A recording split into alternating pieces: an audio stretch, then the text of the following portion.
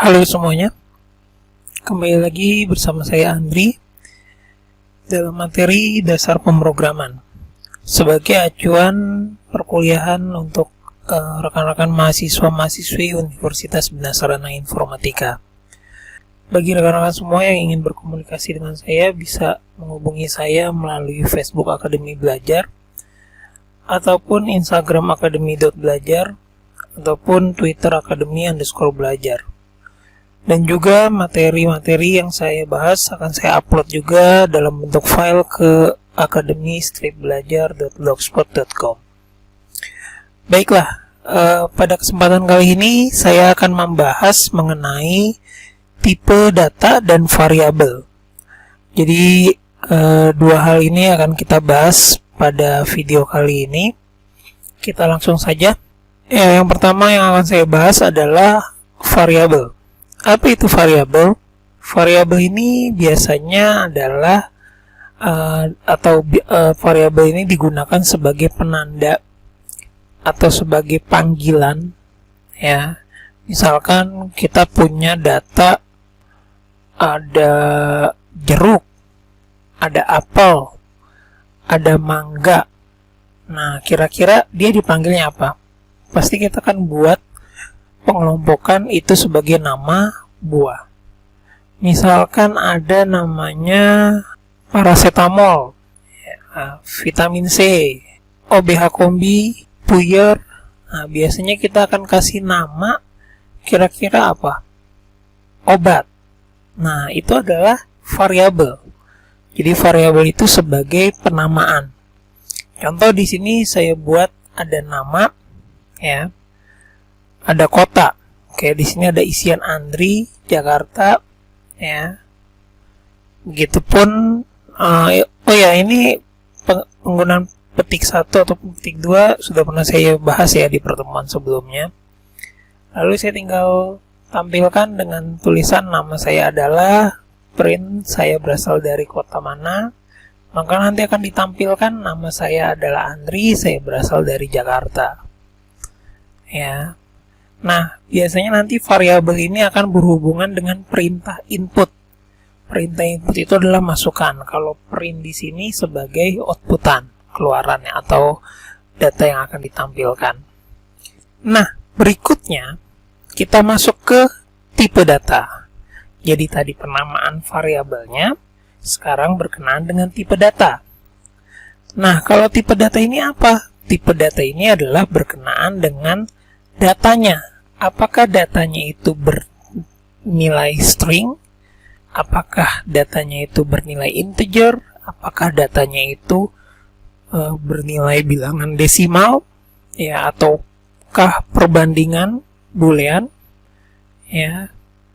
Nah, hal ini biasanya sebagai acuan awal nih. Sebagai seorang programmer, kita harus bisa menentukan variabel apa yang tepat serta tipe data apa yang digunakan. Contoh, di sini saya ada nama Andri, kelas 191C, nomor HP sekian. Ya, saya akan coba tampilkan.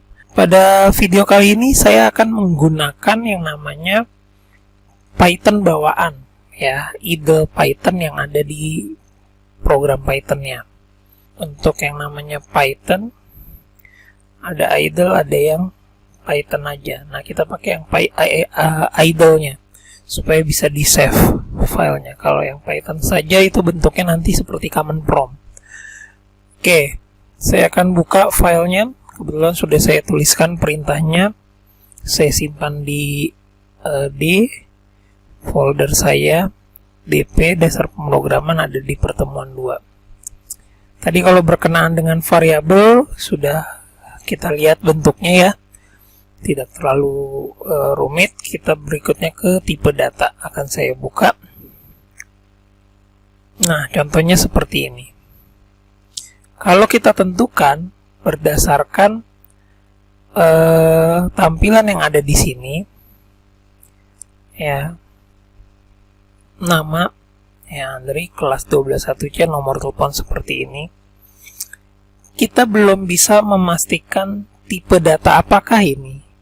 Kalau dari data kita lihat seperti ini saja ya. Nah, ketika kita mau menentukan kira-kira nama tipenya apa, kita tulis Andri. Nah, ketika saya menuliskan menggunakan petik, ya, maka ini otomatis menjadi data string, ya, karena dia menggunakan petik. Begitupun nomor telepon. Nah, apakah nomor telepon ini string? Ya. Nah, umumnya pasti ketika melihat angka yang dipikirkan adalah integer. Ketika dia bilangan integer, maka umumnya dia tidak menggunakan petik. Sementara untuk kelas 191C, ya, soalnya saya tuliskan 191C. Apakah ini tipe data integer atau string? Kalau kita lihat angka, ya harusnya integer. Tapi kita lihat, ternyata ada huruf. Jadi bilangan apapun, ketika dia mencantumkan satu saja huruf, maka dia bernilai string. Kita akan coba jalankan.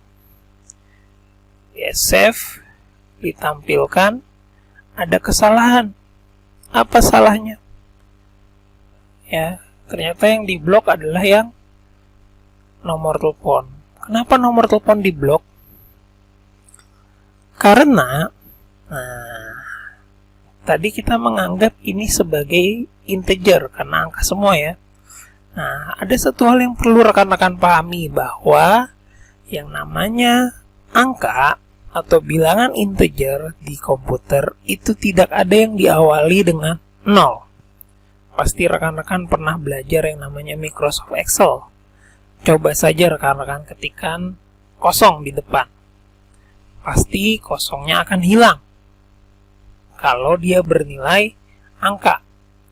Tapi kalau kita mau mencantumkan kosongnya, maka kita pakai apa? Petik.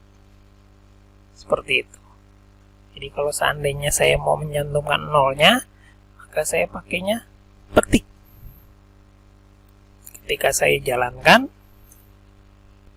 maka datanya akan tampil, yaitu nama saya Andri, kelas saya 191C, hubungi saya di 0 sekian-sekian. Maka ini tipenya adalah string. Nah, ada yang perlu rekan-rekan pahami, bahwa nomor telepon kebanyakan bertipe integer.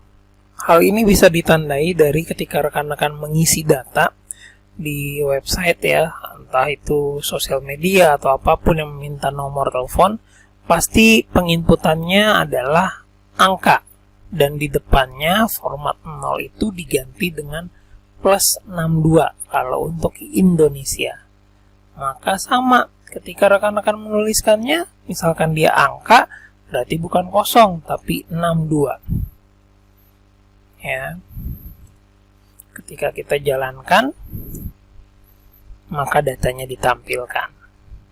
Tapi kalau seandainya kita pakaiin petik, maka dia tidak bisa mencantumkan angka 0 di depannya. Saya ulang lagi. Kosong. Ya. Maaf. Ketika saya tampilkan,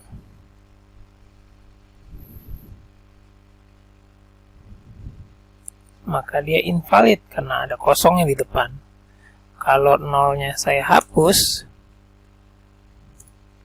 maka dia ditampilkan. Ya, karena dia bernilai integer. Untuk nilai integer tidak ada tanda petik, tidak ada angka 0 di depan. Seperti itu. Saya akan masuk berikutnya adalah perintah input data. Jadi sebenarnya tipe dan variabel ini sangat berguna untuk input data ya.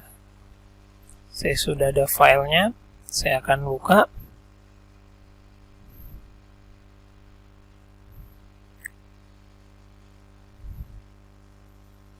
Ini saya close saja. Kalau print adalah perintah untuk output ya, untuk ditampilkan Kalau untuk input, artinya kita masukkan sendiri. Kita tidak menentukan namanya Andri, kelasnya ini, nomornya ini, tidak. Tapi kita tentukannya adalah ketika kita sudah jalankan program, baru kita masukkan datanya. Maka kita pakai perintah input untuk memasukkan datanya. Penamaannya sama seperti yang sebelum-sebelumnya. Kita tentukan dulu nama variabelnya. Kita mau ngetik apa nanti? Mau ngetik yang nanti kita ketik pertama adalah Asep misalkan. Ya, Ridwan, Dina, Ayu, dan sebagainya. Itu sebagai apa penamaannya? Oh, nama. Maka kita tulis nama sama dengan variabel input, nama seperti biasa, petik. Ya. Lalu berikutnya adalah kelas. Juga sama input kelas, nomor HP juga sama. Nah, ada satu hal yang perlu rekan-rekan pahami. Untuk penamaan variabel tidak boleh menggunakan spasi, misalkan nomor HP. Seperti ini. Ya. Kalau seandainya saya jalankan, nah akan ada invalid syntax. Ya, jadi kurang lebih seperti itu nih. Ya, agar rekan-rekan paham adalah tidak boleh pakai spasi untuk penamaan variabel. Lalu berikutnya kita tinggal print, saya tinggal buat garis saja, ini hanya mempercantik tampilan. Berikutnya adalah print, nama saya adalah, koma nama, saya buat dalam bentuk seperti cerita gitu ya. Lalu berikutnya koma, karena nanti setelah manggil nama, saya menjelaskan saya belajar di kelas apa, lalu nanti di bawahnya adalah kalian bisa menghubungi saya di nomor berapa. Nah, dari sini kita jalankan. Nama, saya input Andri. Kelasnya 19-1C. Nomornya, ya nomor handphone 08. Saya enter, maka akan tampil nama saya adalah Andri, saya belajar di kelas 19-1C, kalian bisa menghubungi saya di nomor sekian. Nah, kalau rekan-rekan lihat di sini, loh, kok ini nomor teleponnya bisa diinput dan tampil? Ya, kenapa seperti ini?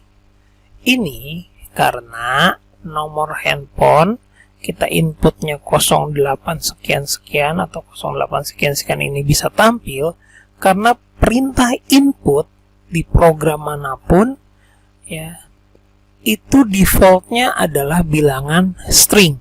Oke, saya akan mencoba menambahkan nilai UTS dan nilai UAS yang nantinya akan dijumlahkan, dan nanti kita akan lihat hasilnya apakah menghasilkan nilai akhir seperti yang diinginkan atau tidak. Saya tambahkan UTS menggunakan perintah input.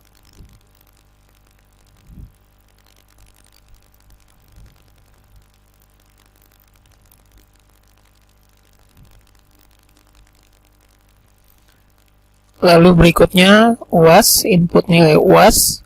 Dan terakhir adalah penjumlahan UTS dan UAS. Kalau sudah, berarti saya tinggal panggil untuk menampilkannya.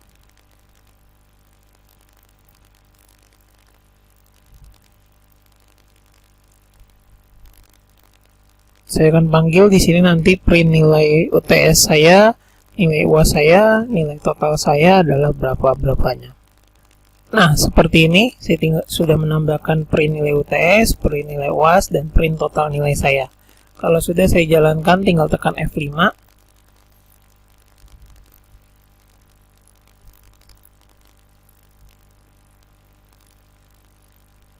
Di perintah ini, kita akan lihat hasilnya adalah nama, misalkan saya input Andri, kelasnya 19-1C,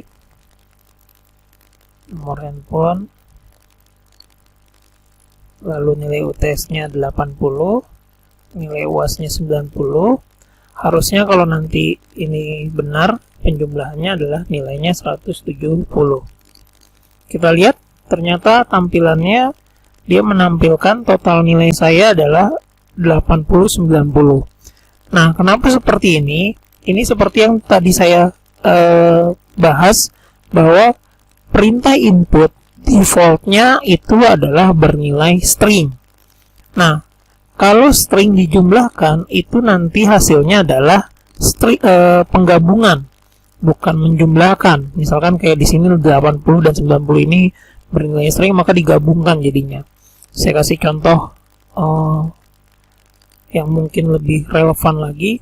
Kalau seandainya saya input pakai karakter, ini saya isi saja.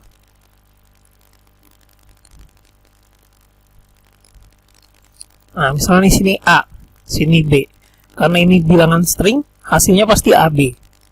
Nah, ini membuktikan bahwa defaultnya memang benar input ini adalah bernilai string. Jadi angka tadi pun dianggapnya bernilai string.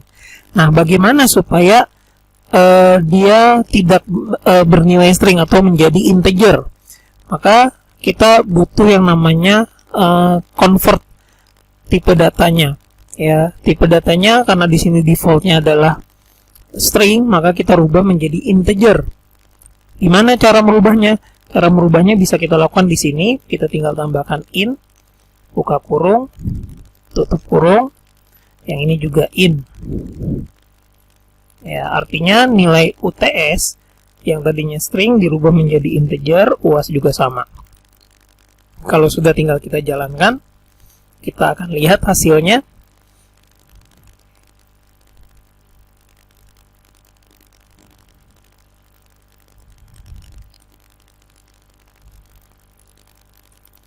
(80, 90), maka hasilnya total nilai saya adalah 170. Maka ini sudah benar penjumlahannya, karena tipe data yang tadinya defaultnya string sudah kita rubah menjadi integer. Nah, selain bentuk seperti ini, sebenarnya juga bisa convertnya kita lakukan di awal, yaitu di perintah inputnya. Caranya adalah tinggal kita rubah, pindahkan integernya di sini. Yang UAS juga sama integernya sebelum input, ya. Maka yang di bagian total tidak perlu lagi kita tulis integer. Jadi kalau saya tuliskan bentuknya seperti ini, maka nanti dalam kurungnya ini juga sama, saya tinggal tulis integer. Maka di bagian sini kita tinggal hilangkan saja, karena sudah dilakukan di awal convertnya. Kita save, kita lihat hasilnya.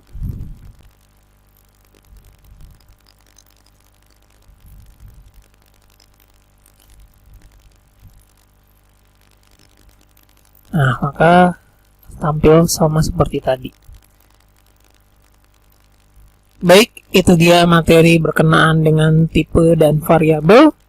Semoga rekan-rekan mahasiswa bisa mengeksplorasi dan terus mencoba terkait dengan materi-materi pembelajaran dasar pemrograman.